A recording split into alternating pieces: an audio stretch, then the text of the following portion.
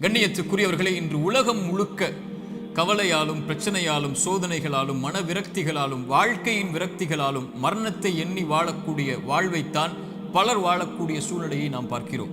குறிப்பாக வாலிப சமூகத்துடைய ஆண்களும் பெண்களும் பெரும்பான்மையாக இந்த நிலையில் இருக்கக்கூடிய காட்சியைத்தான் நம்மால் பார்க்க முடிகிறது.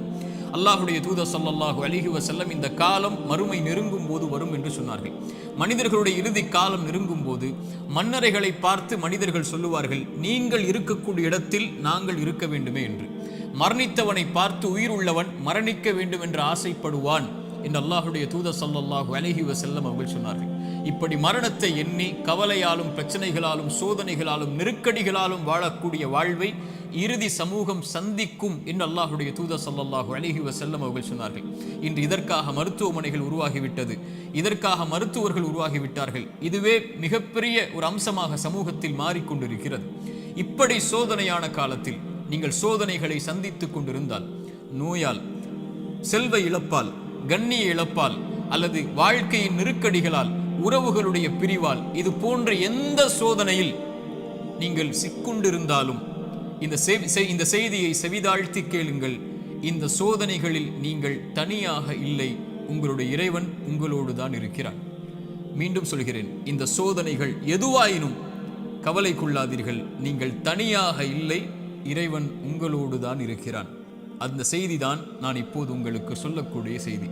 குர்ஆன் சொல்லுகிறது, வனப்லூக்கும் பிஷ்ஷர்ரி வல் கைரி ஃபித்னா. அல்லாஹ் நலவிலும் தீயதிலும் சோதனைகளை கொடுப்பான்.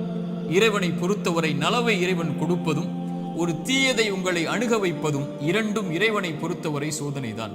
உலகத்தை படைத்து மனிதர்களை இந்த உலகத்திலே அனுப்பும் போதே இறைவன் கூறிவிடுகிறான், வலனப்லுவன்னக்கும், நிச்சயமாக திட்டமாக நான் உங்களை சோதித்தே தீருவேன். பசியை கொண்டு சோதிப்பேன், பயத்தை கொண்டு சோதிப்பேன், செல்வ இழப்புகளை கொண்டு சோதிப்பேன், தொழிலின் நஷ்டத்தை கொண்டு சோதிப்பேன், உயிரிழப்புகளை கொண்டு உங்களை நான் சோதிப்பேன் என்று இறைவன் சோதித்தே தீருவான் என்று கூறிதான் மனித இனத்தை இந்த பூமியிலேயே அனுப்பி இருக்கிறான். இந்த பூமியிலேயே சோதனைகளில் இருந்து நீங்கி ஒரு சமூகம் வாழ வேண்டும் என்றால் அவர்கள் யாராக இருப்பார்கள் தெரியுமா? நபிமார்கள், இறை தூதர்கள். ஆனால் அந்த இறை தூதர்கள் தான் இந்த பூமியிலேயே அதிகம் சோதிக்கப்பட்டவர்கள். சோதனை எனக்கும் உங்களுக்கு மட்டும் இறைவனால் கொடுக்கப்படுவதல்ல, நபிமார்கள் தான் இந்த உலகத்திலே சோதனை கொடுப்பதற்கு முதலாவதாக இறைவனால் தேர்ந்தெடுக்கப்படுபவர்கள். குர்ஆன் சொல்லுகிறது, நபிமார்கள் நிராசை அடைந்து நாங்கள் பொய்ப்பிக்கப்பட்டு விட்டோம் என்று எண்ணும் அளவிற்கு அவர்கள் நிராசை அடையும் போதுதான் அந்த சோதனையால், அந்த சிரமங்களால், அந்த கஷ்டங்களால் இறைவன் அவர்களுக்கு வெற்றியை அளிப்பான் என்று குர்ஆன் சொல்லுகிறது.